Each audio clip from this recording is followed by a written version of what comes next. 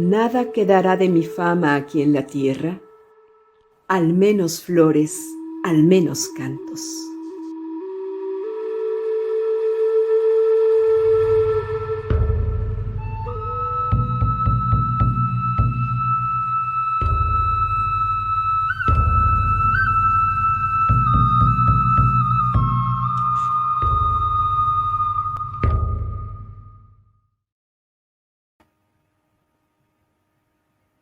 ¿Qué tal? Muy buenas tardes. A nombre de la Cátedra Alfonso Reyes del Tecnológico de Monterrey, sean todas ustedes y todos ustedes bienvenidos a este espacio de reflexión que hoy nos llena de alegría por dos motivos. El primero es por poder contar con la presencia de Clementina Badcock, esta importante historiadora mexicana de origen argentino, que nos va a hablar sobre el tema de la Malitzin. Nos hablará sobre símbolos del poder, representaciones de Doña Malitzin, transmisora de la palabra, que es un tema que nos resulta fundamental en estos momentos de reflexión sobre los 500 años de la caída de Tenochtitlan y de reflexión también sobre el poder silenciado de las mujeres a lo largo de todos estos años. Y también nos llena de enorme alegría poder hacer este evento en coordinación con el Paseo de la Mujer, que es una iniciativa importantísima justamente para visibilizar los aportes que las mujeres han realizado a lo largo de la historia en nuestro país y tener como invitada especial a la presidenta de su patronato, nuestra muy querida amiga Liliana Melo de Sada, que es una de las promotoras culturales indispensables en la política cultural de Nuevo León y en gran parte del norte de México. Liliana, es un placer tenerte con nosotros, es un placer que la Cátedra Alfonso Reyes y el Paseo de la Mujer se unan y estar trabajando además juntas en este marco para repensar a esta gran mujer mexicana que fue doña Malitzin. Liliana, bienvenida. Hola, ¿cómo estás, Ana Laura? Muchísimas gracias por la invitación a la Cátedra Alfonso Reyes, a ti. Es un honor muy grande estar aquí hoy con ustedes. Y pues quisiera, si me das oportunidad, nada más platicar un minutito de lo que ha sido el Paseo de la Mujer Mexicana. Nosotros acabamos de cumplir 15 años y empezamos siempre con la idea de que queríamos darle reconocimiento y visibilidad a todas las mujeres mexicanas que habían pasado en la historia y que no tenían nombre en los libros de historia. Porque si bien estaban en algún libro de historia, serían 3, 4, 5 mujeres. Nosotros ya tenemos casi 600 biografías de mujeres que han cambiado la historia de nuestro país. Han sido 15 años de investigación con académicos, catedráticos, expertos en cada uno de los temas. Y pues la verdad estamos muy contentas porque los primeros 5 años fue pura construcción, como dijiste hace ratito. Este espacio, que es un jardín maravilloso, que hizo la arquitecta Susana García Fuertes, que por cierto fue el primer concurso de arquitectas mexicanas en la República Mexicana y que ella lo ganó hace 15 años, y que es un espacio hermoso, es un jardín con un puente de cristal y que muy pronto también tendrá una gran escultura, que lo rodean fuentes y estelas de cristal con los nombres de las grandes mujeres que cambiaron la historia en México. Entonces, pues la verdad, hace apenas 2 años empezamos a hacer reconocimientos en vida, porque nosotros habíamos al principio decidido, que el Consejo había decidido que fueran mujeres que ya habían pasado la historia, que la historia las había juzgado y que de alguna manera nosotros teníamos como una validez de lo que habían hecho, ¿no? Pero ahora con los medios de comunicación y que estamos ahora en las redes sociales y todo, ya ha cambiado mucho. Hace 15 años cuando empezamos a buscar todo esto no había nada. No encontrábamos en ningún lado, era increíble.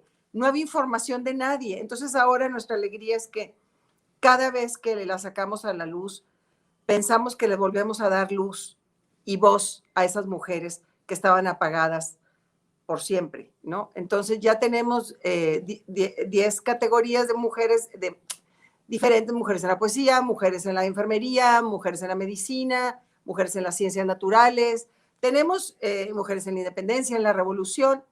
Así es bueno, pues estamos muy contentas con el trabajo que hemos hecho y como te dije, ya casi son 600 biografías. Y además, los dos reconocimientos que hemos hecho en vida fue el año pasado, por primera vez en el 19, a María Elena Chapa, y este año a las 5 fundadoras de ANSPA, que son 5 mujeres regiomontanas maravillosas que han impactado a cientos de miles de mujeres en México y a sus familias. Así es que estamos muy contentas, y si me permiten, quisiera empezar con la presentación de nuestra querida amiga, la doctora Clementina Babcock. Ella es doctora en Historia por la Universidad Nacional Autónoma de México, especializándose en estudios sobre las crónicas novohispanas de tradición indígena, novohispana y andina. Desde el 2013 es profesora investigadora titular de la Dirección de Estudios Históricos del Instituto Nacional de Antropología e Historia. Es miembro del Sistema Nacional de Investigadores del CONACYT. Ha publicado en revistas de alcance mundial, radicadas en Alemania, Argentina, Brasil, España, Italia, México, Japón, Francia y Perú. Ha coordinado los siguientes libros colectivos: acerca de la desmemoria y su construcción en Mesoamérica y los Andes, en coordinación con Sergio Bota, esto en el 2015. Mudables y representaciones. El indio en la Nueva España a través de crónicas, impresos y manuscritos, en coordinación con Berenice Bravo Rubio, en el 2017. Se llama Lo múltiple y lo singular. Diversidad de perspectivas en las crónicas de Nueva España, en coordinación con Luis Barjau, y manuscritos mexicanos perdidos y recuperados, con Rodrigo Martínez Barax y Salvador Rueda Smithers. Recientemente fue publicada su investigación postdoctoral en el Centro de Investigaciones en América Latina y el Caribe de la UNAM, titulada La guerra entre incas y chancas. Relatos, sentidos e interpretaciones, además de un libro de coautoría con Silvia Limón Olvera, titulado El imaginario colectivo en Mesoamérica. Representaciones y símbolos en el altiplano central mexicano. Esto en el 2018. Durante el 20 coordinó el libro colectivo Entramados en el Mezquital. 30 años de investigaciones interdisciplinarias del proyecto Valle del Mezquital. Secretaría de Cultura, Instituto de Antropología e Historia, y el dossier junto a Sergio Bota, y aquí voy a tratar de traducir al español lo que está en italiano. Dice: el imaginario de la religión indígena de la Cronache novohispana, que eso sí, no estoy segura qué quiere decir Cronache, y la nueva vida indígena, revista de estudio material de la historia de la religión, esto en el 2020, del Departamento de Historia, Antropología, Religiones, Artes, Espectáculos de la Universidad de la Sapiencia, Roma, del 2020, y es coordinadora de los siguientes proyectos internacionales. Empiezo con el número 1, que es el Proyecto Crónica Mexicana, Dirección de Estudios Históricos INA, Escuela Nacional de Antropología e Historia, Universidad, espero pronunciarlo bien porque es en japonés, Senshu, Japón. Dicho proyecto se está llevando a cabo dentro del marco del proyecto del Kekeni, que es el Grants in Aid for Scientific Research del Ministerio de Educación, Cultura, Deportes y Ciencia y Tecnología del Japón, titulado Estudios Comparativos de Civilizaciones de la América Antigua. Esto continúa desde el 2016. El segundo proyecto, Textos, Voces e Imágenes de la Conquista, Presidencia de la Nación, Coordinación de Memoria Histórica y Cultura de México, dirección septiembre del 19 y aún continúa. En agosto del 2020 se dio inicio al proyecto interinstitucional Las epidemias en la Ciudad de México a través de los fondos documentales del Archivo Histórico de la Ciudad de México, que son de 1524 a 1928. el cual coordina junto a Daniela Marino.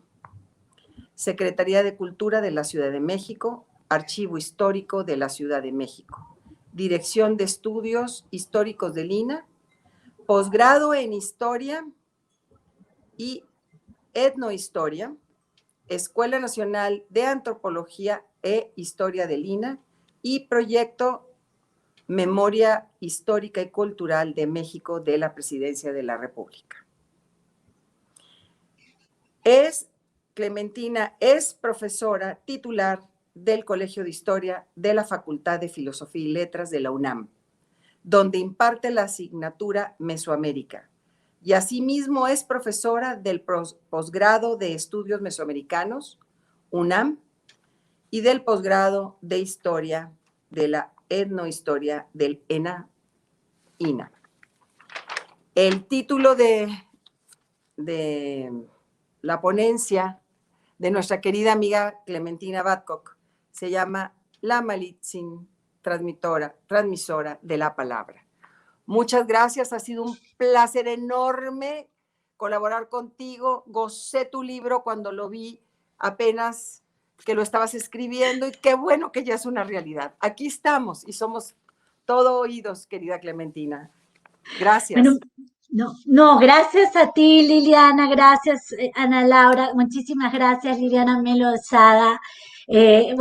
Antes que dar inicio a compartir con ustedes una tarde más de una plática, que sean mis cómplices, que nos estén acompañando, yo debo agradecer, y pongo el énfasis, debo agradecer, porque uno puede llegar, yo estoy desde Ciudad de México, pero no solamente llego a Monterrey, al norte de nuestro país, sino al sur de Estados Unidos, llegamos a toda la República, y esto es magnífico. Gracias, por supuesto, a la Cátedra Alfonso Reyes del Tecnológico de Monterrey, Ana Laura Santamaría, gracias por tu generosidad, Liliana Melo de Sada, gracias Gabriela Cantú, muchísimas gracias, gracias a Carolina Farías, Campero de la editorial Nuevo León, que también, como decía Liliana, este año salió el nuevo libro, voy a mostrarlo rápidamente, invitarlos a comprar, que aparte no solamente es del Fondo Editorial de Nuevo León, sino del Paseo de la Mujer Mexicana, un texto precioso, ahí está.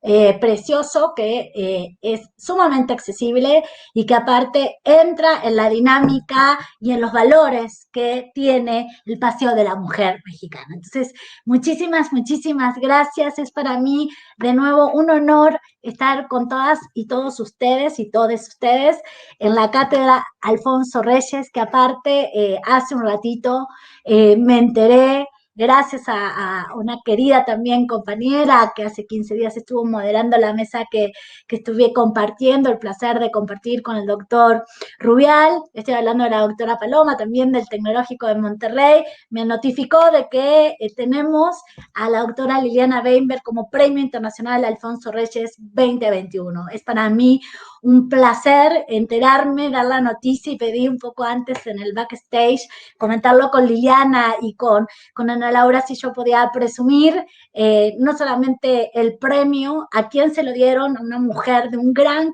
compromiso académico, de una gran trayectoria y más que merecido. Así que, Liliana, si nos estás viendo o nos estarás viendo desde aquí, un enorme beso y muchísimas felicidades, y festejo que el Premio Internacional Alfonso Reyes haya elegido, como siempre, a los mejores exponentes de cada año como el intelectual o las letras para seguir. Dicho esto, y me parece que siempre es importante agradecer, porque no sería posible estar con ustedes esta tarde nuevamente compartiendo, si no es gracias a la generosidad de todas estas mujeres que desde el día 1 no solamente pudimos dialogar, contactarnos, sino poder también compartir ideales y también una lucha, como bien lo decía Liliana, todo lo que está haciendo ella, digamos, como cabeza del patronato, para darle un lugar a las mujeres invisibilizadas. Y qué mejor hoy que un 12 de octubre, aparte estamos un 12 de octubre que siempre es polémico para el continente, ¿no? Ya no estamos hablando del descubrimiento de América, y también en eso sí me enmarco en las lecturas del doctor Edmundo Gorman con su invención de América, pero es realmente una fecha también conmemorativa para pensar, para reflexionar en torno a nuestro propio continente y a las fechas que vienen desarrollándose a lo largo del año. Pero hace 15 días, a propósito de la invitación que recibí de la cátedra de Alfonso Reyes y de Ana Laura Santamaría, yo había dado como un anticipo, estuve trabajando con todos ustedes en torno a la figura de Malizzi, una figura compleja, una figura interesantísima para pensar, y quedó una parte que también los invito a que la gente que no nos haya escuchado hace 15 días lo pueden consultar en la plataforma, en el Facebook, en todas las plataformas que tiene la cátedra, para escucharnos al doctor Rubial y a su servidora en torno a lo que estábamos abonando y lo que yo estaba proponiendo, que iba por otro camino.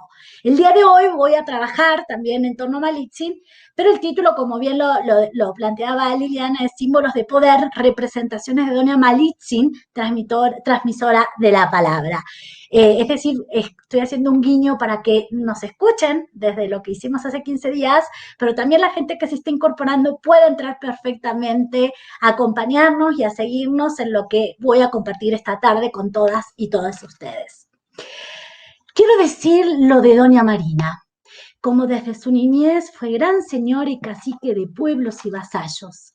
Y es de esta manera que su padre y madre eran señores caciques de un pueblo que se dice Painala y tenía otros pueblos sujetos a él. Este párrafo con el que estoy dando inicio es nada más ni nada menos de una de las obras clásicas, una de las crónicas básicas de la llamada conquista de México. Estoy haciendo referencia a la historia verdadera de la conquista de la Nueva España, de nada más ni nada menos que de Bernal Díaz del Castillo, lo que conocemos como el cronista soldado. La primera imagen, por favor, y ahí vamos a ver un mapa para acercarnos también a este espacio que voy a referirme la tarde de hoy. Ante la conmemoración del llamado quinto centenario, los historiadores nos hemos sentido obligados a revisar una serie de aspectos claves sobre lo que llamamos o denominamos la conquista de México. O bien, ha dado lugar para exponer los trabajos y reflexiones que ya se han gestado en los últimos años. Es bajo este espíritu crítico que hoy abordaremos a una de las figuras más sobresalientes dentro del complejo proceso de expansión castellana transoceánica suscitada en el siglo XVI, doña Marina o Malizzi. La siguiente, por favor. En el pasado, la historiografía y la memoria histórica colectiva, influenciadas por el nacionalismo mexicano decimonónico, otorgaron a Malizzi dos rasgos determinantes: el de la traidora, prejuicio surgido del maniqueísmo nacionalista y cuya reconsideración ha resultado especialmente problemática. Pero también otro rasgo, el de traductora, aspecto que, si bien es cierto, simplifica en extremo el rol que esta afamada mujer desempeñó en las filas de Hernán Cortés. Al respecto, esta tarde me enfocaré en el segundo aspecto, es decir, en su rol de traductora. Pero antes me permitiré un breve paréntesis para hacer una sucinta reseña sobre la vida de esta brillante mujer, de esta brillante política, y así poner en contexto el resto de análisis que voy a compartir con ustedes. Y por eso llamaré a esta primera parte, digamos, es un subtítulo, una vida en fragmentos. La vida de Malizzi entre 1519 y 1521 es relativamente bien conocida, siendo un caso excepcional de estudio sobre la participación de las mujeres en la conquista. No obstante, la información sobre el resto de su trayectoria vital es fragmentaria, confusa y solo puede inferirse o reconstruirse parcialmente mediante el estudio comparado de los corpus documentales. Diversos documentales que a lo largo de esta plática yo iré desmembrando, también presentándolos a ustedes cuando hablamos de corpus documentales, a cuál me estoy haciendo referencia. La siguiente, por favor. No existe una fecha certera para el nacimiento de Malitzin y las crónicas son un tanto contradictorias, podríamos decir, en cuanto a su lugar de origen. Por mencionar tan solo 2 ejemplos.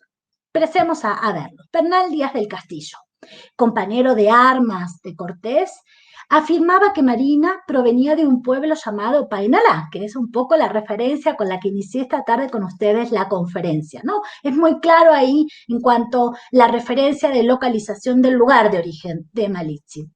Pero por el otro lado tenemos, ¿sí?, a un registro importantísimo, estoy hablando de Fray Bernardino de Sahagún, este franciscano, como diría el doctor Miguel León Portilla, el primer etnógrafo americano, autor de lo que se conoce como el Códice Florentino, donde deja registro de que la afamada intérprete era originaria de Teticpac, poblado cercano al Mar del Norte, aunque, y esto es interesante para prestar atención, posteriormente, dentro de su narrativa, va a afirmar que era de Yucatán. Es decir, de la propia versión de Fray Bernardino de Sahagún tenemos 2 lugares en torno al origen de Malitzin. Asimismo, las fuentes ofrecen ciertos indicios que señalan a Malitzin como miembro de una familia gobernante que en algún momento perdió su elevado estatus social y se vio en la necesidad de comercializar a su descendencia. A partir de ese momento, doña Marina ingresó en un extenso circuito comercial que debió llevarla a conocer varias regiones geográficas donde entraría en contacto con más de una lengua. Esto explicaría, al menos en parte, la notable poliglotía que la caracterizaba en años posteriores. Posiblemente Malitzin hablaba náhuatl como lengua nativa, pues según la historia que nos registra Bernal, este era el idioma de sus padres. Posteriormente adoptaría una de las numerosas variantes lingüísticas mayas, quizás aprendido en las localidades en las que fue comercializada o directamente de los comerciantes putunes con los que posiblemente viajaba. Si se dan cuenta, estoy siempre poniendo esta palabra de posiblemente, porque no tenemos certezas. Estamos haciendo intentos de reconstrucción y también parte de la seriedad, no solamente desde el mundo académico, sino también en la divulgación y difusión de la historia, es compartir con ustedes los grises. No solamente en la historia, en el registro de la historia tenemos blancos o negros, generalmente estamos llenos de grises y por eso es pertinente, por eso es importante decir que posiblemente sucedió esto, pero que no tenemos la certeza absoluta de mucho de lo que aparece registrado en torno a ella. La siguiente, por favor. En cualquier caso, sabemos con certeza, ahora sí, que Malitzin se unió a las tropas de Cortés en marzo de 1519, es decir, tras la victoria de los hispanos en Centla, en el actual estado de Tabasco. Varios cronistas, y acá voy a explicar quiénes son estos cronistas, estoy hablando del cronista Soldado, de Bernal Díaz, estoy hablando de Aguilar y de Tapia, 3 cronistas fundamentales, coinciden en que Malitzin fue parte de un generoso regalo ofrecido al capitán extremeño por los señores indígenas locales. Entre los presentes se contaban algunas joyas de oro, mantas ricas, que esto es lo valioso para el mundo mesoamericano, son los textiles, no el oro, sino las mantas, porque son mantas que posiblemente estaban trabajadas, estaban grabadas, estaban cosidas, estaban tejidas, y esto es muy importante porque el algodón también es algo muy valioso para el mundo mesoamericano. Y desde luego aparece la descripción de la entrega de un grupo de 20 mujeres. Así pues, desde 1519 hasta la caída de Tenochtitlan en agosto de 1521, Marina fungió como intérprete y estuvo presente en los momentos más significativos para la compañía cortesiana, como la alianza concertada con los tlaxcaltecas, por ejemplo. Malitzin falleció en enero de 1529. Y aunque su deceso se dio en el contexto de las grandes epidemias que diezmaron a la población indígena, no se sabe con exactitud la causa de su muerte. De nuevo tenemos lagunas hasta de su final, también nos encontramos lagunas sobre su triste final, y esta es una hipótesis que posiblemente fue una de las tantas víctimas de las diferentes epidemias que se dieron durante todo el siglo XVI. También recordemos que no solamente se dan en el siglo XVI, sino en el siglo XVII y en el siglo XVIII, ¿no? Y así sucesivamente, pero que durante el siglo XVI posiblemente Malitzin, como otros, fueron una de las víctimas de estas epidemias. A lo largo de su vida, Marina pasó de un extremo a otro. Es decir, una mujer que perdió su libertad y fue comercializada, e incluso podríamos pensarla como objetivizada, a convertirse en un personaje femenino poderoso y de prestigio, en un mundo donde el poder residía eminentemente entre hombres. Se ganó el respeto de los indígenas y de igual forma obtuvo gran decoro entre los españoles, quienes se refirieron a ella con el reverencial de Doña.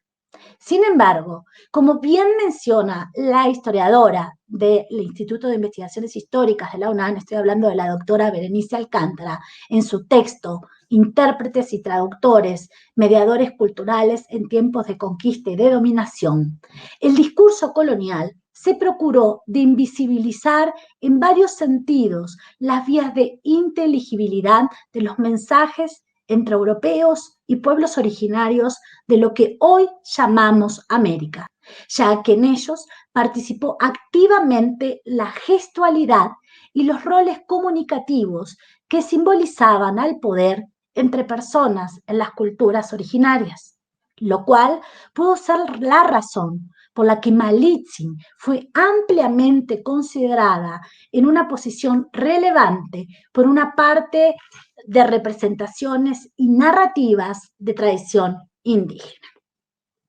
Ahora pasemos, ya con esta breve semblanza de esta mujer maravillosa, ver en torno y pensar en torno a otro eje que es las representaciones. Tras la batalla de Centla, y lo comentaba anteriormente, Malitzin estuvo presente en todas las interacciones habladas entre Cortés y sus interlocutores indígenas. Como ya mencioné, reducir el papel o su papel al de una intérprete simple y llanamente no hace justicia a la complejidad historiográfica y representacional que gira en torno a su figura. Malitzin fue representada mediante dos tipos de registro. El primero de ellos, el escrito, ya fuese en castellano o en náhuatl, pero ese es el primer tipo de registro que tenemos. Y el segundo registro, con otro tipo de soporte, es el pictográfico. En este primer grupo encontramos textos tanto de tradición hispana como indígena, cuando hablo del registro escrito. Y esto es importante, ¿no? Ver que en un momento determinado, ¿sí?, tras la caída de Tenochtitlan, empieza a aparecer en este territorio de lo que se va a denominar como la Nueva España, dos tipos de registros, de tradición hispánica, que esto nunca lo debemos de perder de vista, y lo que es la tradición indígena. Mientras que en este registro de soporte pictográfico tenemos aquí, y en general compuesto por códices, mal llamados códices, porque realmente la palabra códice proviene del latín, de códex, y es de ahí de donde se toma el formato, pero hablamos de manuscritos, hablamos de códices guamochtli, diríamos en náhuatl, donde corresponde una vertiente, y claramente es una vertiente indígena, aunque no exenta de considerables influencias europeas. En todos los casos, doña Marina aparece ligada a varios aspectos nodales, como transmisora de la palabra, como una constante acompañante de Cortés y por lo tanto como una persona siempre cercana a contextos relacionados con dinámicas de poder, es decir, como intermediaria entre los grandes gobernantes mesoamericanos y el capitán extremeño, quien a su vez se decía representante de la corona española.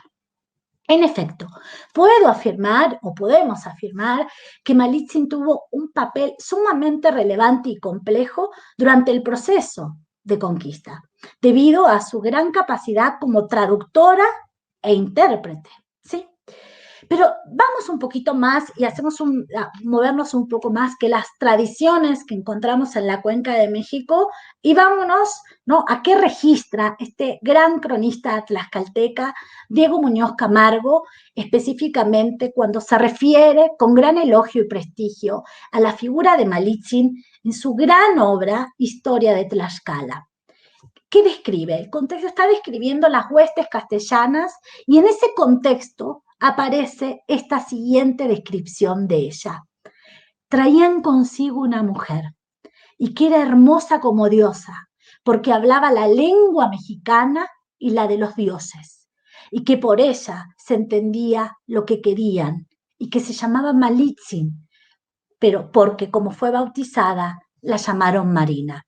Sí, tenemos acá una descripción también, no solamente bellísima en torno a la belleza, valga la redundancia, de esta mujer, sino la importancia de la palabra. Ella es la que lleva la palabra, la que hace la traducción y la que también maneja. Y esto me parece un punto interesante para contemplar qué se quiere decodificar, qué se entiende y qué no se va a entender nunca. En general, las llamadas fuentes de tradición indígena, y en esto quiero también hacer una referencia para invitarlos a leer, yo respondo al campus de formación de la historiografía de tradición indígena, la historiografía novohispana de tradición indígena, un concepto, sí, que en el año 2000, ya desde la década de los 90 del siglo pasado, el doctor José Rubén Romero Galván, también, quien fue mi director y amigo, colega, admirado por todas las propuestas que siempre ha realizado historiográficamente, es el que propone esta particularidad a nivel continental. Es tan solo en México donde tenemos esta historiografía novohispana de tradición indígena. Estas crónicas, estos memoriales, estas crónicas e historias generales, con esta noción y con la voz que se le da a los indígenas y los propios indígenas, cómo están interviniendo en los textos, es un caso único e irrepetible, no solamente a nivel continental, sino también en otros lugares del mundo donde se llevó a cabo en diferentes temporalidades los procesos de colonización. Lo que yo planteaba es que en estas fuentes de tradición indígena se va a dar una gran importancia a Malitzin. Incluso omitieron la participación en los procesos de traducción de Jerónimo de Aguilar. Recordemos, ¿sí?, el náufrago español que había aprendido maya. Y esto es curioso, yo lo hablé hace 15 días, pero lo tengo que traer a colación porque Jerónimo de Aguilar está presente en este proceso tan complejo como es la traducción. De hecho, estas narrativas confirieron a Malitzin una gran capacidad de decisión e influencia en las acciones de Cortés.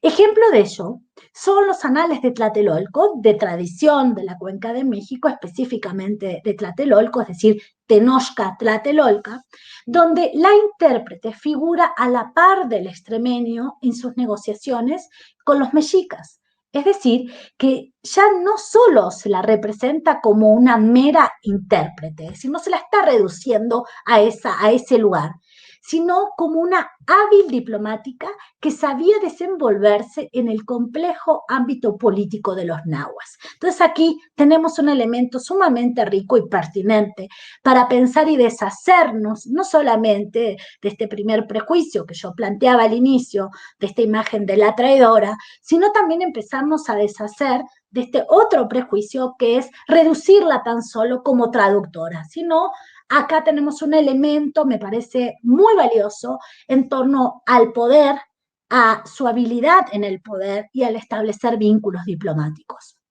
Específicamente, los relatos históricos de tradición tlaxcalteca ubican a Malitzin como una mujer de gran importancia, al grado que su figura ocupa un lugar privilegiado en numerosas representaciones pictográficas. Este es el caso del lienzo de Tlaxcala, en cuyas escenas se plasmó el proceso de conquista, entre otros elementos. La siguiente, por favor. Malitzin aparece en el lienzo en escenas que generalmente, pero no siempre, nos remiten interacciones habladas. En dichas escenas, el capitán extremeño, ya sea que vaya a caballo, esté sentado o de pie, suele estar rodeado por sus huestes y recibiendo o encontrándose con individuos indígenas de alto estatus social, casi siempre caracterizados estos últimos como pipiltin, ricamente vestidos con tilmas y plumas. No obstante, el espacio central de estos conjuntos narrativos es ocupado por Malitzin. En estas láminas, a Malitzin se la ve delante de Cortés y en otras ocasiones ocupa un espacio totalmente central entre los interlocutores. Además, la intérprete nunca aparece de forma genérica, sino que siempre porta un huipil de color naranja y una falda de color azul, lleva el cabello largo y sus gestos faciales se aprecian finos y delicados. Los ademanes de sus manos dan la sensación de que siempre intenta explicar algo, en alusión a su papel de intermediaria y transmisora de la palabra. Este discurso pictográfico, con sus respectivas variaciones, se repite en otros documentos, entre los que podemos mencionar el manuscrito de Texas o el mal llamado Códice Entrada de los Españoles a Tlaxcala, que he tenido el placer de trabajarlo con el maestro Salvador Rueda Smithers, director del Museo de Historia del Castillo de Chapultepec, de aquí de la Ciudad de México, donde nos hemos abocado a trabajar este códice mal llamado, nosotros llamamos mal llamados una serie de láminas, posiblemente tiene una mayor complejidad, sí es de tradición tlaxcalteca. Tlaxcala tiene desde tiempos muy tempranos esta intencionalidad de dejar registro que no solamente están acompañando, sino son socios de la hueste y de Cortés, y en este particular documento que se encuentra, también para saber dónde está ubicado, que se encuentra en la biblioteca, ¿sí? En la colección antigua de la biblioteca del Museo de Antropología, es donde creímos y seguimos creyendo con Salvador Rueda Smithers que era pertinente publicarlo, decodificarlo y también, un poco corregir, entre comillas, este falso nombre que se le dio. Pero no solamente tenemos, vuelvo a decir, el manuscrito de Texas, el mal llamado Códice Entrada de los Españoles a Tlaxcala, sino también contamos con el Códice Azcatitlán y las ilustraciones del Códice Florentino. La siguiente, por favor. Llama la atención que doña Marina, sin ser de Tlaxcala, fuera tan respetada en los relatos históricos procedentes de esta región. Al respecto, debemos recordar que Malitzin se adaptó con rapidez y habilidad a la situación que le tocó vivir, y sus constantes interacciones con los hispanos le permitieron aprender un tercer idioma, el castellano. Esto facilitó, sin duda, su labor como traductora. Quizás desplazó a Aguilar y se volvió cada vez más cercana a Hernán Cortés. La presencia de Malitzin fue tan protagónica que los indígenas comenzaron a identificar al capitán extremeño con el término de Malinche. A él, a Cortés, se lo identifica con Malinche, es decir, al conquistador. Es el conquistador quien pierde su nombre en detrimento del de una mujer indígena. Ahora bien, este binomio Cortés-Malinche, ¿sí?, es muy interesante, no resulta del todo desconcertante. Los nahuas daban una gran importancia a la palabra hablada. Este era un símbolo de poder y conocimiento. Para ejemplificar, basta mencionar dos ejemplos. El título del Güey Tlatoani, concedido a los gobernantes, ¿sí?, supremos, entre comillas diríamos, de Tenochtitlan, Se traducía como el que habla. El Huaytlatoani es el que habla, el que tiene, viene del verbo tlatoa, el que tiene la capacidad de hablar. El hablar es algo muy importante. Y además, los nahuas poseían una rica tradición oral que contenía valiosos conocimientos sobre las etapas de la vida, la política, los ritos, entre otros elementos, pero sobre todo el lugar que ocupaban los ancianos, ya que se volvían repositorios vivientes de una tradición oral, ya que ellos eran los guardianes de los famosos Huehuetlatol. Es en este sentido, y no es de extrañar, que aquella que daba voz al conquistador, que volvía inteligible su discurso y su voluntad, quedara indisolublemente vinculada con este. La aparente exaltación de la figura de Malitzin, presente en algunos de los corpus documentales indígenas o cuasi indígenas, ha generado inquietudes y discrepancias sobre el verdadero, lo pongo entre comillas, ¿sí?, peso que ésta pudo tener durante la conquista. No obstante, las crónicas de tradición hispana también coinciden en cuanto a la gran relevancia de Marina dentro de la compañía de Cortés. Entonces esto es muy interesante, ¿no? Porque dentro de dos tradiciones narrativas hay una coincidencia, que no siempre coinciden, y esto es lo que nos genera también abrir investigaciones y preguntas, pero acá hay sí una coincidencia en torno al lugar que está ocupando Malitzin, ¿sí?, y Cortés, o Cortés y Malitzin. La siguiente, por favor. Irónicamente, son los silencios cortesianos, y en esto yo hace 15 días me referí, un poco me explayé más en detalle, porque es algo que me seduce, que me atraen, trabajar en torno a los silencios, es decir, a lo que no se dice, pero sabemos que pasa.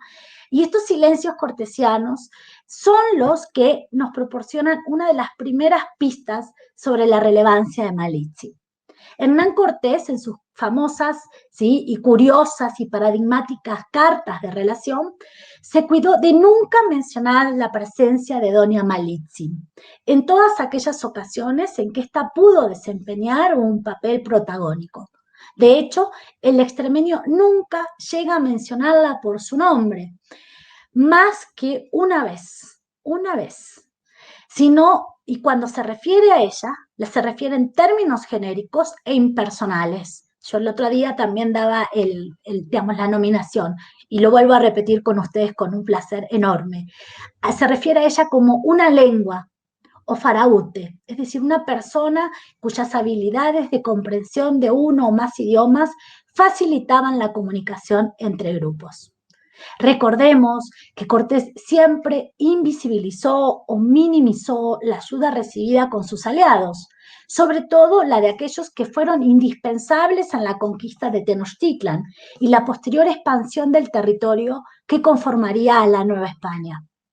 Cortés se valió de estas estrategias narrativas para presentarse a sí mismo como la gran mente brillante detrás de todo el proceso de conquista. En este sentido, sus silencios iban encaminados a evitar la pérdida de protagonismo ante otros sujetos, pero también debemos comprender que estos sujetos cortesianos, los silencios de sus obras, deviene también en la intencionalidad, por qué escribe o hacia quién escribe y cómo se está justificando, ya que recordemos que él sale sin la autorización de la isla de Cuba para estos territorios. Así pues, el análisis del discurso cortesiano y su comparación con el amplio corpus novohispano sobre la conquista nos arroja fuertes indicios de que, en efecto, Malitzin debió ejercer una función clave en este proceso histórico.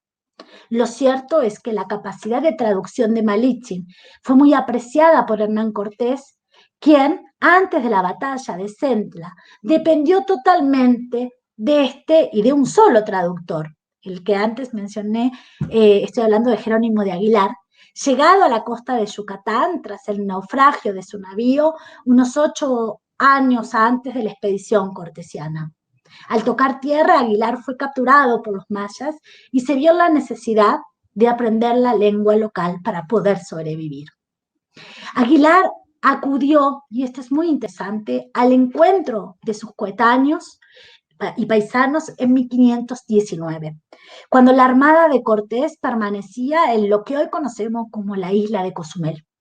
A partir de ese momento, el náufrago fungió como principal intermediario lingüístico entre el capitán y los grupos mayenses. Sin embargo, el papel de Aguilar como intérprete se vio limitado cuando la compañía cortesiana entró en contacto con grupos que hablaban otras lenguas. Fue en ese momento cuando Malitzin cobró mayor importancia para los objetivos políticos, económicos, sociales y esta empresa conquistadora como es la que llevó a cabo Hernán Cortés. Aguilar y Malitzin hicieron funcionar un circuito de traducción que fue de gran utilidad para Cortés. Malitzin se comunicaba con los hablantes de náhuatl, traducía las conversaciones al maya y se las transmitía a Aguilar, quien finalmente, ¿sí? Aguilar, traducía al castellano para su capitán. Esto conformaba un proceso y complejo fenómeno de comunicación en el que seguramente la fidelidad del discurso original mermaba de traducción a traducción, al transitar entre códigos lingüísticos que obedecían a diferentes tipos de pensamiento y estructuras lingüísticas. Este complicado proceso fue mencionado por Fray Francisco de Aguilar, a quien no debemos confundir con Jerónimo, ¿sí? Fray Francisco de Aguilar fue, aparte, cuando era muy joven, fue soldado, ¿sí? Fue parte de la hueste de Cortés y participó en la conquista de Tenochtitlan, y su obra, ¿sí? De Fray Francisco de Aguilar es La relación breve de la conquista de la Nueva España, una obra básica, esencial, por lo siguiente. Según Fray Francisco de Aguilar, Cortés se valió de la triangulación lingüística para entenderse con los señores principales de Tlaxcala y posteriormente concertar una alianza con estos. Así es posible afirmar que la alianza hispano-tlaxcalteca, la más fructífera para los hispanos, no habría sido posible sin la intervención de Jerónimo de Aguilar, pero desde luego de parte de una mujer, de Malitzin.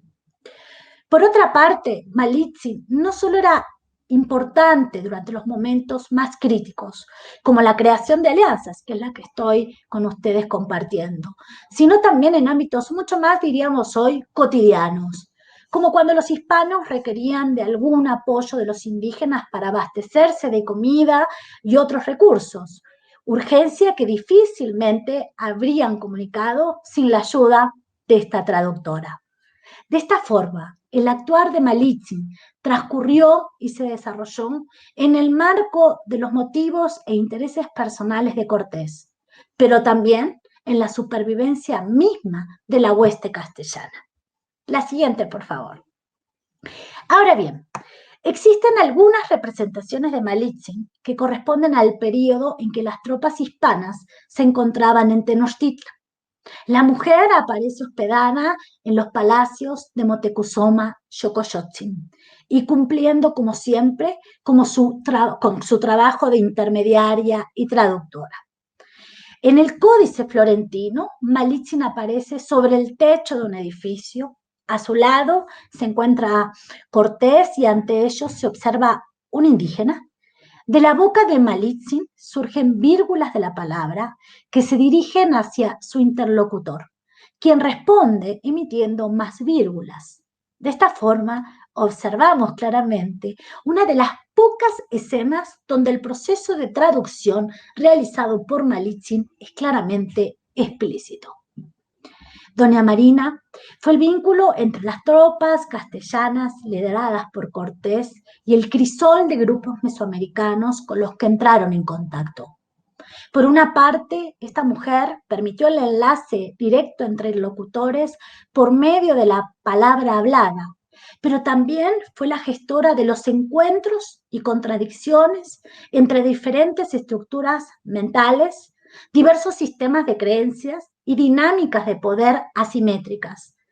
Es decir, las de tradición indígena y las de tradición hispana.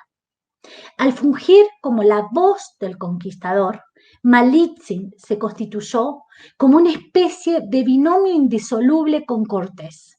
Ahí donde iba el conquistador iba Malitzin, y ahí donde estaba Malitzin también estaba Cortés.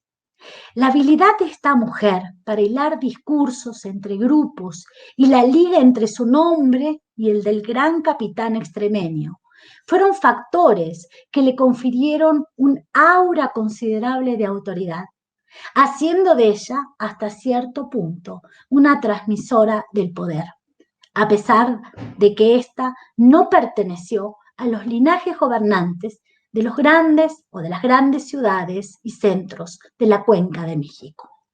En síntesis, resulta claro que el protagonismo histórico de Malitzin ha tenido una relevancia puntual en los ejercicios historiográficos que han planteado nuevas brechas de tránsito respecto a cómo pensamos las agencias de las personas humanas en procesos históricos del pasado y a las relaciones de poder que les atraviesan. Pues no podemos seguir prendidos en una interpretación maniquea que acentúa heroicidades y denosta supuestas traiciones. A la luz que los registros en las fuentes históricas levantan no pocas polémicas respecto al supuesto control y virtud de conquistadores y conquistados en tierras difíciles de calificar fácilmente. Igualmente, he de mencionar que no es poco el trabajo disciplinar que se ha realizado en torno a las mujeres dentro de los espacios de poder político y económico en el pasado mesoamericano anterior al choque con los europeos, ya que existen suficientes evidencias arqueológicas y etnohistóricas para precisar que su rol no era menor frente a los beligerantes grupos masculinos y que no pertenecían como meras espectadoras pasivas de los conflictos territoriales, y que no solamente esos conflictos eran territoriales, sino también étnicos entre la pluralidad de culturas que habitaban las diferentes regiones, sino que por el contrario, como lo mencioné en mi más reciente libro, ¿sí?, publicado, como lo planteaba al inicio, por el Fondo Editorial Nuevo León y por el Paseo de la Mujer Mexicana, donde ahí pueden ustedes constatar muchas de las ideas que estoy hoy comentando con más finura, con más anclaje. Las mujeres operaban como hiladoras del poder, que legitimaban, y esto es interesante, espacios de ancestralidad y pertenencia, a la vez que sus figuras eran reconocidas como posicionamientos claros respecto a las relaciones determinadas por diferentes espacios políticos. Un rol que Malitzin supo desempeñar entre las diferentes ciudades prehispánicas y entre las tropas de Cortés, asumiéndose como una estratega clave, probablemente porque nada en torno a la maquinación y negociación de poder le era extraño, al haber vivido quizás más de una vez las intrigas y dificultades de la guerra en Mesoamérica. Muchísimas gracias por acompañarme esta tarde y bueno, espero que les haya gustado, espero que lo hayan disfrutado como lo disfruté yo estar con ustedes y bueno, estoy atenta a su disposición de comentarios o preguntas.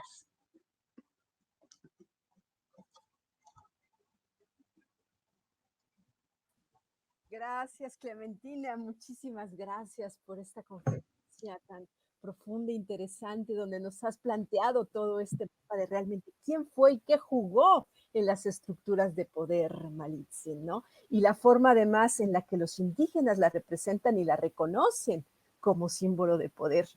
Tenemos por aquí algunos comentarios de la gente que nos ha seguido, agradecimientos. Nos preguntan dónde se puede conseguir el libro. Si nos quieres hablar un poquito más del libro y del Fondo Editorial Nuevo León, que tenemos que también mandarle un abrazo muy, muy cariñoso a Carolina Farías, la directora del Fondo Editorial Nuevo León. Platícanos un poquito de cómo surgió el libro, dónde se consigue y demás. Bueno, el libro se consigue en el local del Fondo Editorial de Nuevo León en Monterrey. Y si ustedes me permiten también, bueno, yo lo había mostrado y lo vuelvo a presumir porque la tapa es una chulada, como decimos, tiene aparte dentro, bueno, lo muestro de atrás también, donde se ve claramente los logos. También hay imágenes de códices donde aparecen estas mujeres mesoamericanas del altiplano, inaugurando, fundadoras como madres, pero sobre todo construyendo nuevas genealogías de poder. El libro, voy a hacer la publicidad completa, es un libro aparte muy lindo de leer, o sea, es un libro accesible, no está cargado de notas al pie, no es pesado, tienen imágenes de códices para que ustedes puedan ver las representaciones de estas mujeres en este tipo de soporte. Y esto fue a propósito también, porque recordé, bueno, quiero compartir, recordemos, digo, no todo el mundo estamos al tanto de las cosas de los nuevos descubrimientos o cómo se va topando el Instituto Nacional de Antropología con piezas como la que se toparon en enero, febrero, en el actual estado de Veracruz, de una pieza magnífica femenina, donde nos está mostrando esta pieza exquisita, no solamente el poder, los atavíos, sino una presencia femenina en toda una zona que es la costa del Golfo, ¿no? Muy importante. Pero eso también, estos registros los tenemos desde Yaxchilán, ¿sí? Desde Palenque, con mujeres gobernantes en el sudeste de la República, antes de la llegada de los hispanos a esta tierra, mujeres gobernantes, mujeres que no solamente, y un poco la propuesta esa es del libro, corrernos desde esa visión, ¿no? Que siempre nos han planteado, donde los protagonistas de la historia son los hombres. Los protagonistas de esta historia, de este libro, son las mujeres. Y aparte, el título es adrede, las mujeres en el México antiguo, las que hilan, legitiman y renuevan.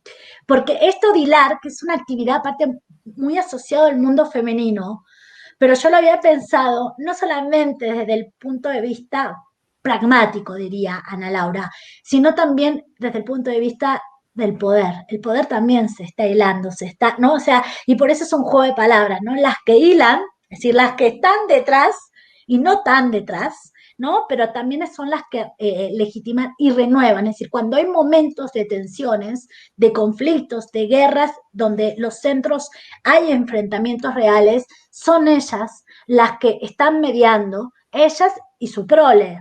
Pero aparte, recordemos esto, digamos, para entender también el mundo antiguo mesoamericano, esto que llamamos Mesoamérica.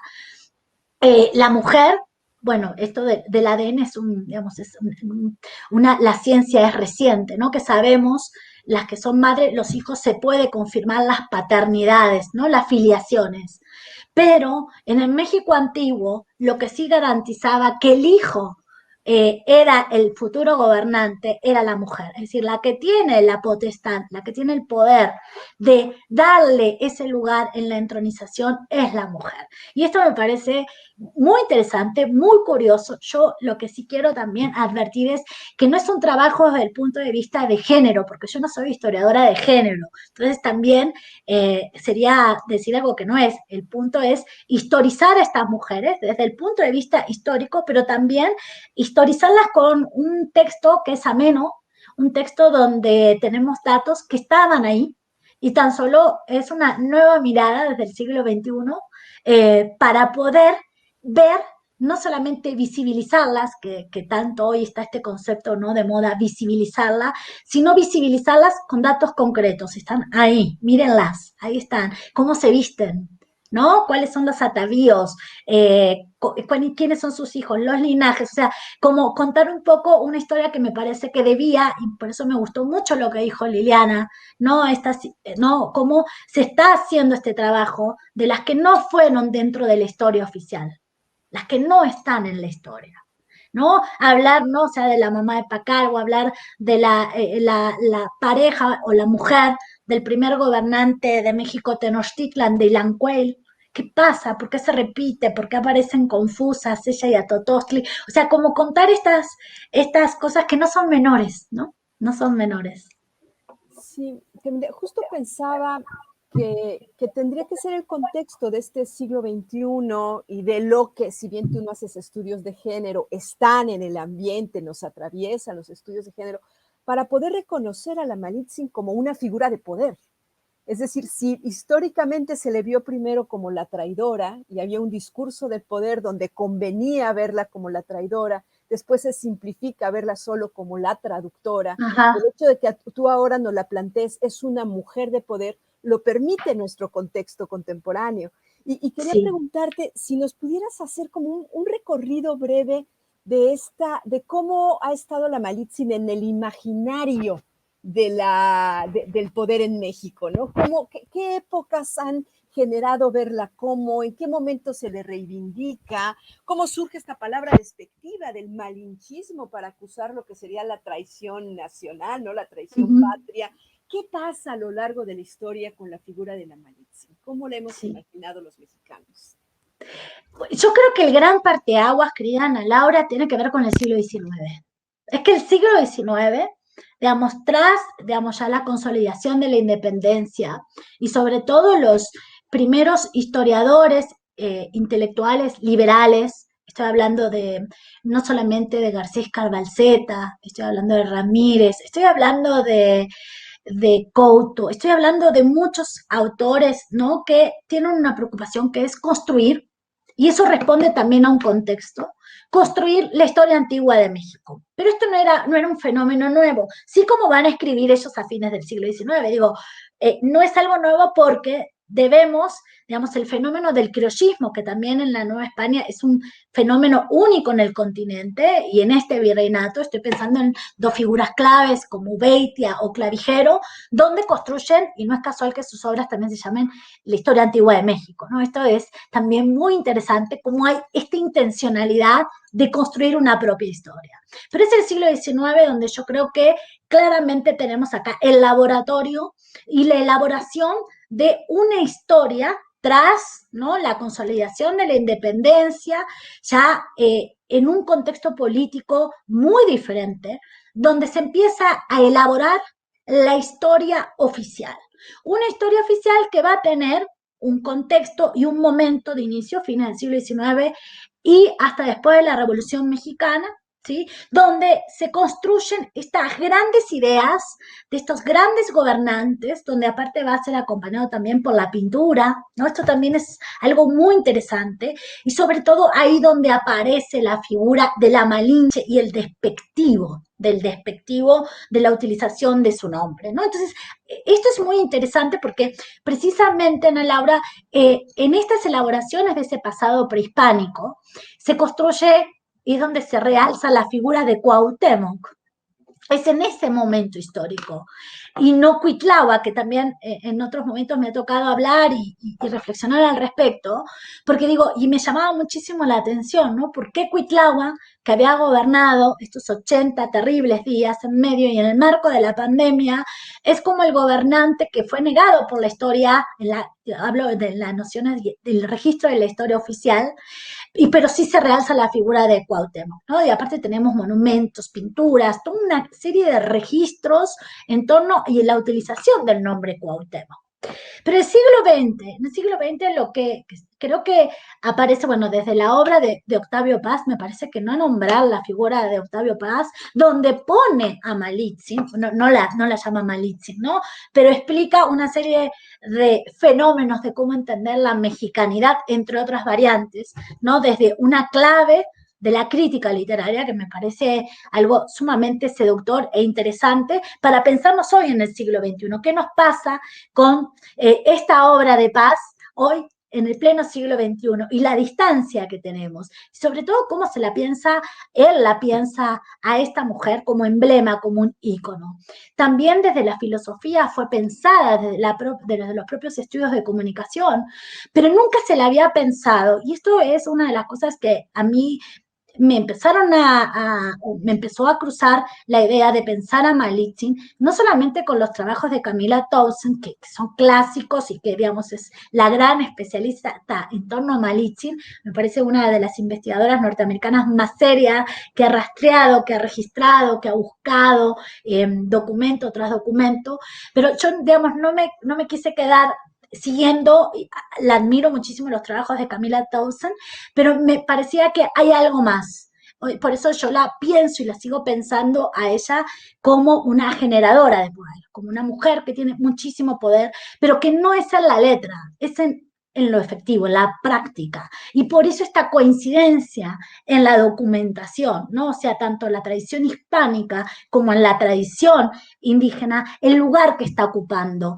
Esto que nosotros pensamos y que ya los estudios también nos están demostrando que es un error, como se había trabajado hasta hace unas décadas, donde se pensaba o se creía que en las crónicas o en las historias generales las láminas estaban ilustrando lo que estaba alfabéticamente registrando. Hoy sabemos que no, ¿no? Que acá tenemos dos tipos de narraciones. Uno, lo que es la narración alfabética. Estoy pensando en Fray Bernardino de Sahagún, podemos pensar también en Durán, donde Paloma ha estado muy de cerca, ¿no? Con ustedes desde el TEC de Monterrey, desde la carrera de literatura, ¿no? O sea, ¿qué es lo que pasa? ¿Por qué tenemos estas imágenes que también en soporte es otra narración? No están ilustrando.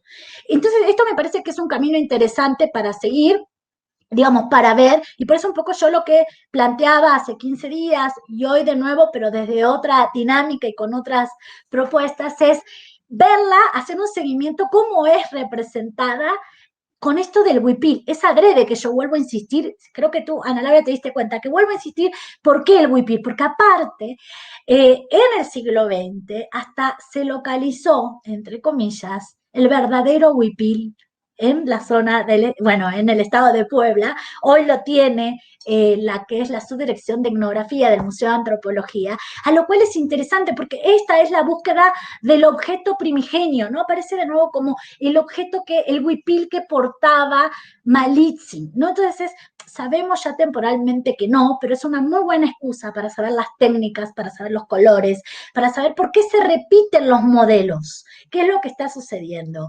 Y ella es, sin lugar a dudas, una persona que creo que no solamente sigue generando polémica hoy, y creo que en el marco, como vos bien lo decías, Ana Laura, tenía que ser el 2021, o tenía que ser en estos 3 años que estamos llegando, ¿no? O sea, donde ella está teniendo otro tipo de polémica. Yo creo que un lugar más justo, si podríamos pensar en la justicia de la historia. Digo, por lo menos se está generando esta idea, primero, ya desterrar la idea de traidora. Ya creo que nadie puede hoy sostener la idea de traidora.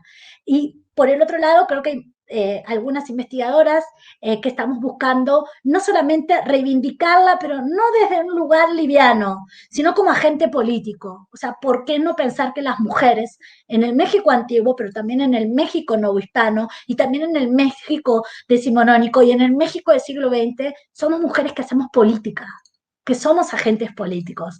Entonces esa creo que sería la nueva propuesta, más allá de y creo que hay muchas cosas que tú lo planteabas muy bien, que ya están refutadas, ¿no? O sea, esta idea de traidora, esta idea de meramente dejarla como traductora, que son los trabajos como de la década de 1960 y 70, ¿no? O sea, interesante filosóficamente, pero donde seguía estando reducida, ¿no? Como objeto, ¿no? O sea, decir, era meramente la traductora, como que si la traducción no implica, todos lo sabemos, ¿no? O sea, la traducción, el poder que implica la palabra y el manejar dos contextos o tres, como ella manejaba, 3 o 4 contextos diferentes. Era la única que podía hacer eso. Acá no tenemos otras Malitzin, ¿no? Ella es la que aparece y aparece muy bien definida, muy bien desdibujada, y ahí cierro para seguir platicando, ¿no? Digo, y vuelvo a insistir, ¿te acordás que lo hablábamos hace 15 días? Los silencios de Cortés en torno a ella me parece altamente significativos. ¿Por qué no la nombra? Eso a mí me dice mucho más que lo que dice Bernal. O sea, que Cortés no la nombra, es que le está dando un lugar. Bueno, Cortés no nombra a Bernal, no nombra, si sabemos los nombres de la hueste es gracias a Bernal, ¿no? Que es una obra como más de colectivo, como quienes construyen los bergantines, está. Pero, o sea, que Cortés no nombre, que la nombre una sola vez y que hable de ella como la lengua, ese silencio, esa no nominación, diríamos, me dice muchísimo. Era alguien clave para su estrategia política.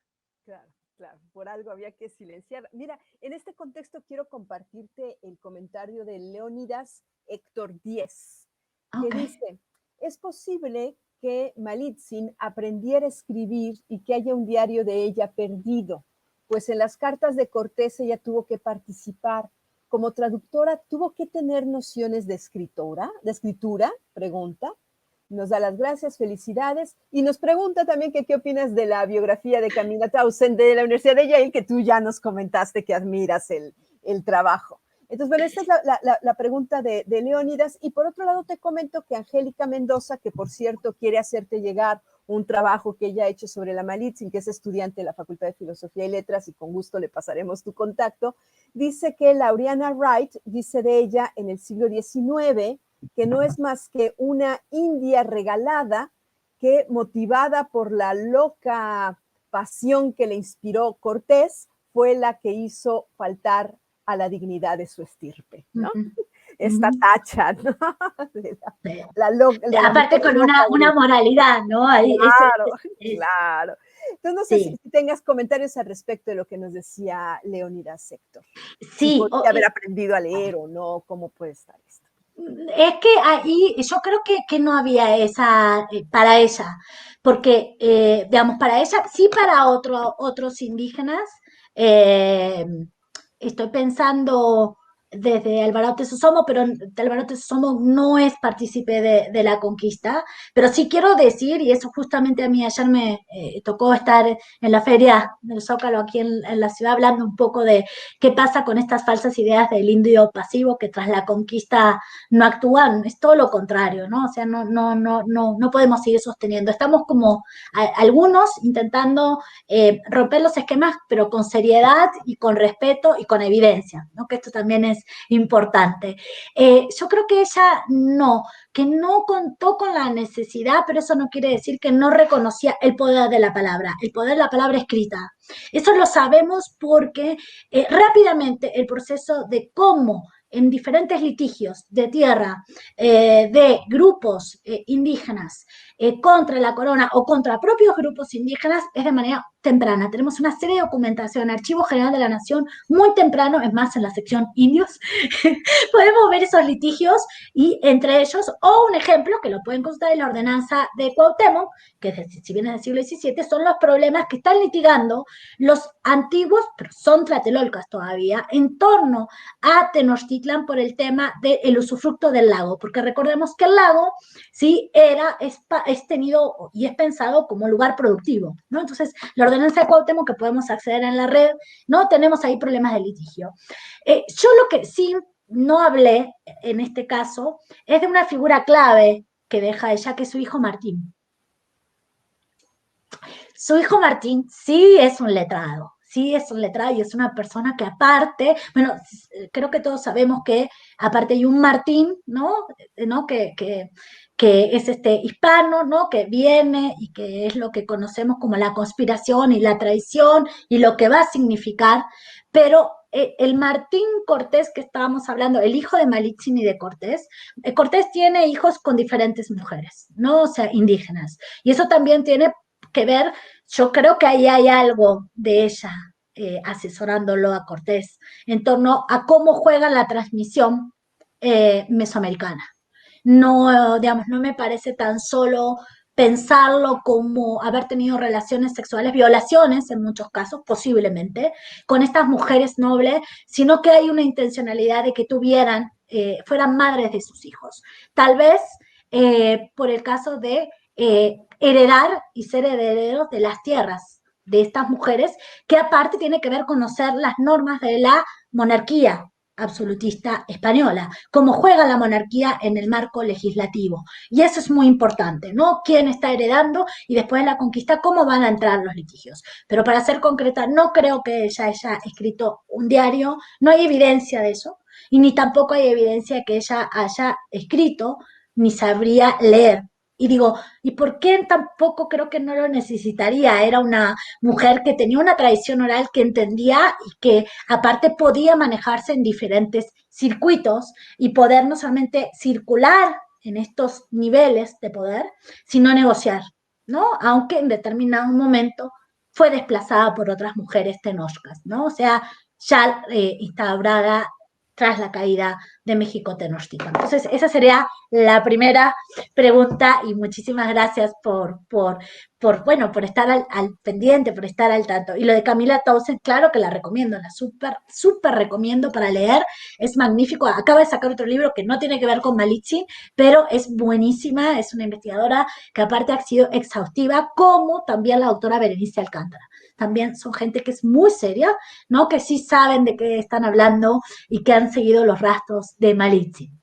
Y en el caso de Angélica, que preguntaba, coincido total, lo que acaba ella de plantear, es por eso que yo decía, es el siglo XIX el parteaguas, es el gran laboratorio, ¿no? Y aparte, esto que las dos nos reíamos contigo, Ana Laura, cuando leías esto, con el carácter y el tinte de la moral de la época, ¿no? Esta mujer, ¿no? Que no, casi no está casada, ¿no? O sea, se le está cargando hacia la mujer y sobre la figura de Malitzin esta idea casi de pecadora. No le ponen pecadora, pero sí aparece y se lee entre líneas claramente que es la figura de la traición. Sí. No es casual, tristemente, que digamos, se siga conjugando, ¿no? Y a veces se escucha el malinchismo, ¿no? Tristemente lo digo, me parece que son de las palabras que tendríamos que corrernos ya en el siglo XXI.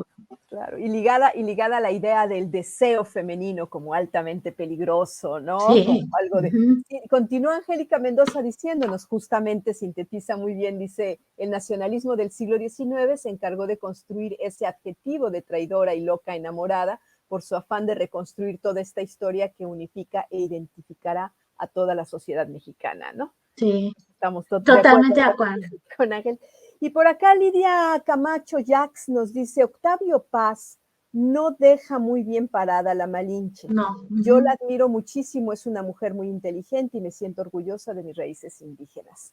Pero a lo mejor podríamos hablar un poquito más de Octavio Paz. Sí, bueno, yo primero, o sea, Ana Laura, con el respeto que me parece uno de los grandes literatos del continente también, hablar de Octavio Paz no es fácil.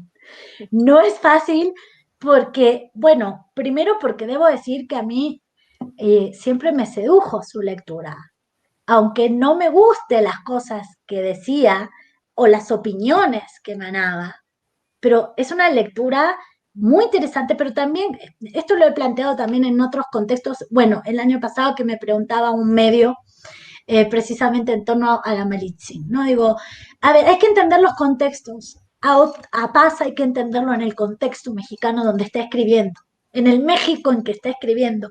Paz no está escribiendo, no, ay, Paz, ya, perdón, ¿no? O sea, el maestro Octavio Paz, y lo digo con muy buena onda, ¿no? No está escribiendo en el siglo XXI, no está escribiendo en el siglo XXI. Él escribió en otro México, para otra sociedad mexicana que demandaba otra lectura. Y eso me parece que es importante, ¿no? Ese es otro momento desde todo punto de vista. Yo no sé, y ahí sí, tal vez me permito ser atrevida, que si hoy, pero esto es lo que no hacemos los historiadores, ¿no? El famoso si hubiera, ¿no? Si hoy Octavio Paz, un texto, si el texto que hacemos referencia lo sacara hoy, ¿qué pasaría? Yo creo que no sería bien recibido. No sería para nada bien recibido, no solamente en México, me animo a decir a nivel continental. Y tal vez en este ámbito ya especulativo, tal vez el propio Paz tampoco escribiría hoy un texto como ese, ¿no? Exacto. Con la brillantez. ¿Y qué opinas? ¿Qué opinión te merecen las novelas sobre la Malinche, ¿no? Hay una de Laura Esquivel y acaba de salir ahora una de, a ver si tengo por aquí la referencia del autor que me parece que está haciendo Luis Trueba Lara, ¿no? Sí. ¿Ya tuviste acceso a ella? ¿Qué opinas de estas novelas? Son dos novelas totalmente diferentes, pero a ver, acá hay que también, con mucho cariño, es ficción, y la novela, ahí yo creo que juega un poco, y lo digo también desde un lugar de propositivo, como el arte, como la plástica, nos puede gustar o no, nos puede sentir o nos podemos, pero es ficción, o sea, entonces creo que las dos están jugando con eso, desde una Malitzin que habla, que narra, que se registra, ¿no? Que está siendo protagonista, ¿no? Estoy hablando desde el texto de Esquivel, ¿no? O sea, que es otro, es un... eh, yo lo que sí, a ver, propondría de ambas es que hay que leerlas. Nunca me niego a decir, esto no, ¿por qué entrar por el prejuicio?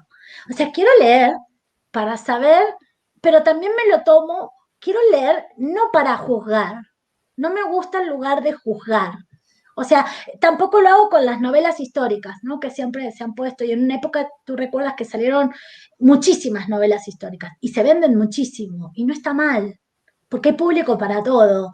Pero yo las leo y las consumo, pero no las juzgo, las disfruto o no. O digo, no, esta no me gustó nada, o esto, no le estoy buscando o checando si históricamente es correcto o no. No me parece justo, porque el literato tiene permisos que el historiador no. El historiador jugamos con grados de verosimilitud, nunca de verdad.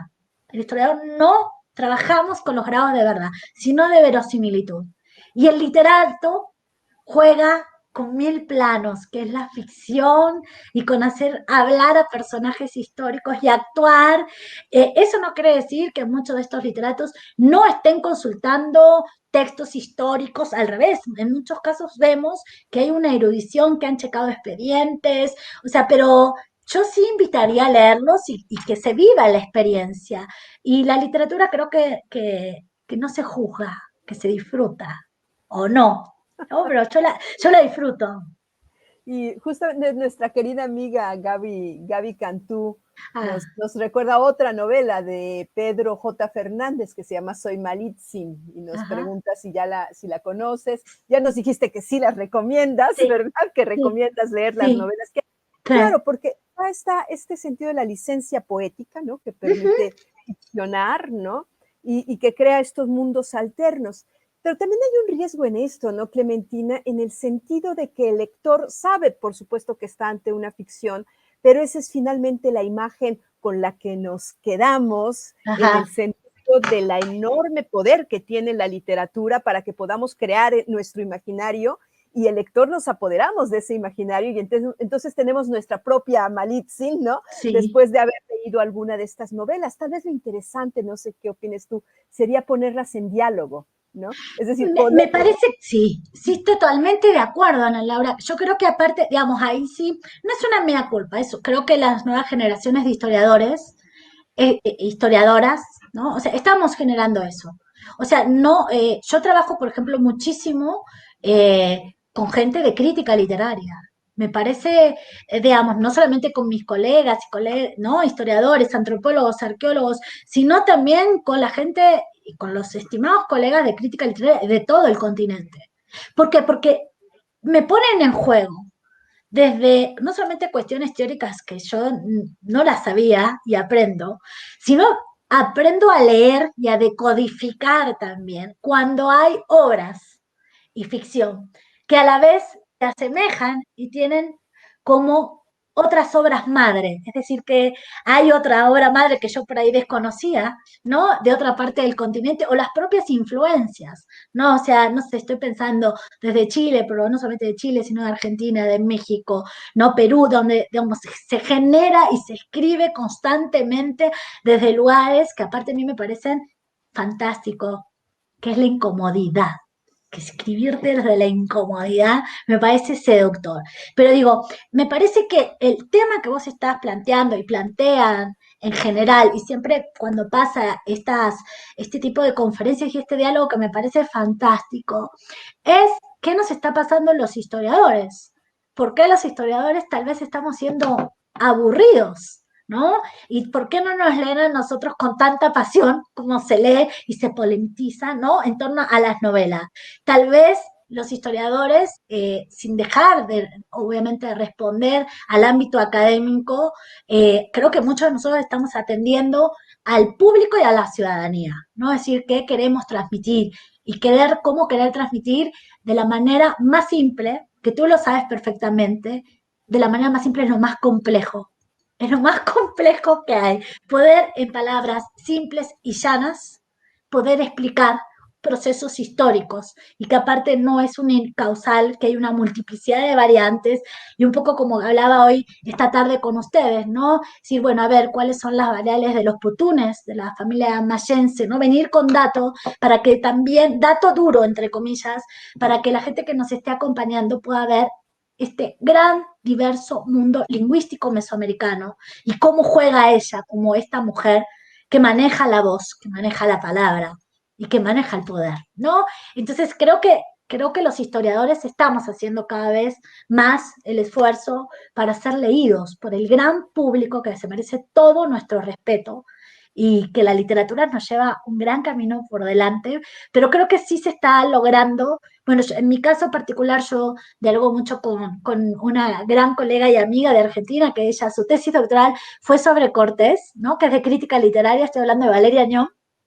También con Liliana Weinberg nos conocemos, o sea, esta cosa de, a ver, vamos a leer y disfrutar el leer, ¿no? Y después uno puede desde la historia decir, bueno, a ver, esto no, pero son permisos que se pueden permitir, que el historiador no nos podemos dar esos permisos, pero vuelvo a decir, pero sí, el historiador creo, y es lo que estamos algunos intentando hacer, es buscar ser claros y buscar explicar más allá de lo obvio y también seducir al lector. Sí, o a la escucha, que tú lo haces maravillosamente de este trabajo, ¿no? De divulgación y de encantamiento, de interés por la historia. Nos dice Gaby Cantú también sumándose a la conversación, nos dice, y muchas veces se llega a la verdad por medio de la ficción, ¿no?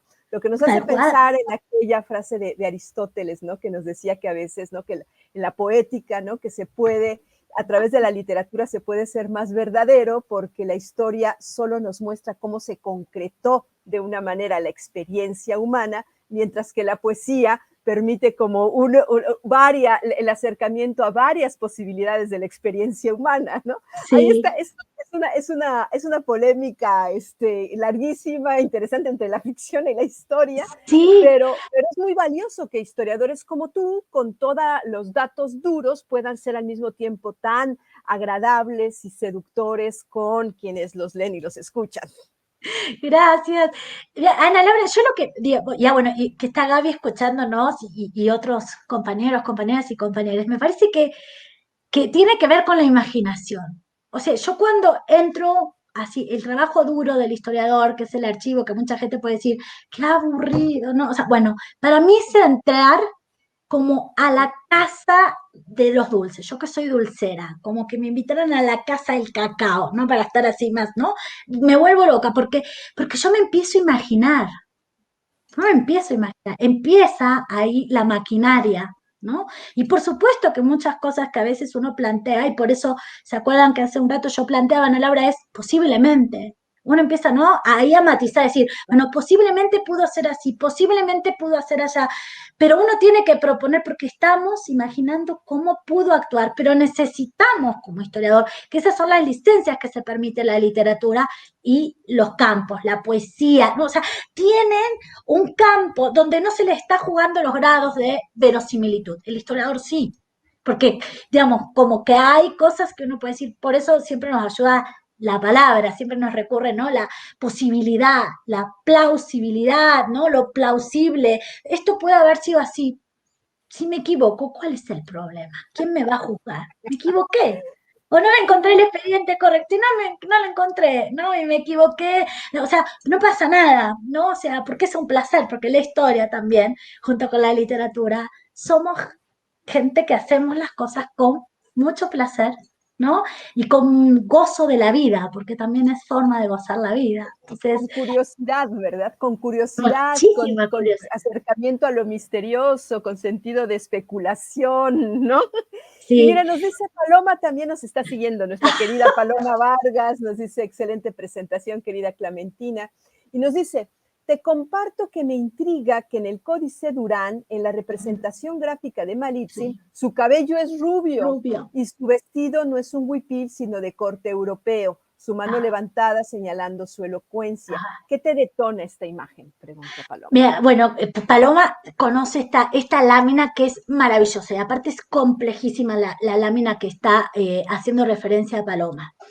porque supuestamente, aparte como llena de, no son un discurso, son varios discursos visuales. No solamente es el puerto de Veracruz, sino hay perros. Creo que Paloma sabe a qué me estoy refiriendo. Yo a esa la he denominado siempre la Malitzin güera, porque es la única güera que aparece. La otra excepción, Paloma, y ahora voy a hablar de esa lámina de Códice Durán, es la que mostré con ustedes, ¿se acuerdan? Hace 15 días, de ese códice, que no está publicado, el de Guerrero. Sí, que mostraba también que es del siglo XIX, donde no aparece tampoco la Malitzin, pero sí con las tonalidades, los colores.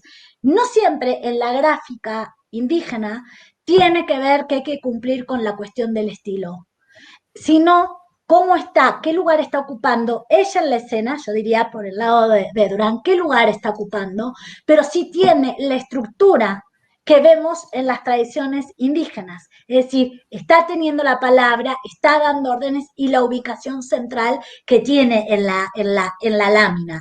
Esto es interesante porque el rubio, porque el cabello rubio de ella y con ropas que nos está indicando algo, Paloma. Son los privilegios que se le otorgó la corona a los indios que acompañan, son socios a la conquista. Privilegios que durante el siglo XVI van a empezar a perder. Entonces creo que es por ahí va la lámina de Durán, la muestra de que ella es una india, y lo digo desde el punto de vista jurídico porque me gustaría también ser muy clara cuando hago la referencia de indio, India no lo estoy hablando despectivamente, ¿no? A nuestros pueblos originarios, a nuestras comunidades, sino estoy hablando desde el punto de vista jurídico de la corona, ¿sí? Sí, estaría genial si anda por ahí la lámina que la mostré la otra vez, para que comparta la gente y podamos ver al respecto, pero acá está, es fantástica, aparte no solamente es la obra de Durán, sino es lo que también conocemos, y Paloma lo sabe perfectamente porque lo ha trabajado, son los tipos de códices o historias transcritas, ¿no? Por eso aparece el nombre, podemos conocer claramente la identificación, pero es una india de privilegio, la ropa que está llevando es de una ibérica, esto estaba prohibido, ¿no? O sea, tan solo en casos excepcionales, ¿sí? Pueden utilizar, y esos privilegios, el uso del caballo, ¿no? Digo, en otros esquemas podemos ver indios con usos de caballo, pero en este caso usa ella a usanza de mujer española. Y lo del cabello rubio también creo que tiene que ver con esta construcción de India de privilegio, pero el indicador es el lugar central que está ella ubicada en la lámina y la posición esta de la mano, ¿no? Que vemos así, por eso hacía yo referencia a esto, a lo gestual. Lo gestual nos dice mucho, está hablando con Cortés. Y lo curioso que también observamos siempre cuando trabajamos las láminas, está a la misma altura de Cortés, no está más pequeña y no está detrás, está de frente. Entonces hay muchísimas cosas para observar, para ver y que para descubrir. Pero esta es el primer registro de Malitzin, pero no con las características que tendríamos o la veríamos en otras láminas, con su tocado, ¿sí? De Siguapili, ¿no? Es decir, con estos nuditos que aparecen arriba en el cabello. El cabello también, los peinados nos están mostrando los estatus social. Ella siempre aparece peinada, a excepción de aquí, pero no en el de Guerrero, siempre con peinados digamos, que podían portar las mujeres nobles, las iguapilis. Esto es muy curioso. Y los huipiles también que ella porta son las dos excepciones donde no aparece, pero acá vuelvo a decir, como esta sí como india de privilegio, y en la del siglo XIX no tiene huipil, pero sí tiene las mismas tonalidades de los huipiles que aparecen en láminas anteriores. El azul y el naranja también, que tienen significado en este mundo mesoamericano. Pues Clementina, se nos acabó el tiempo. Muchísimas gracias. Aquí está Liliana, Liliana queridísima, que nos ha acompañado. Muchísimas gracias.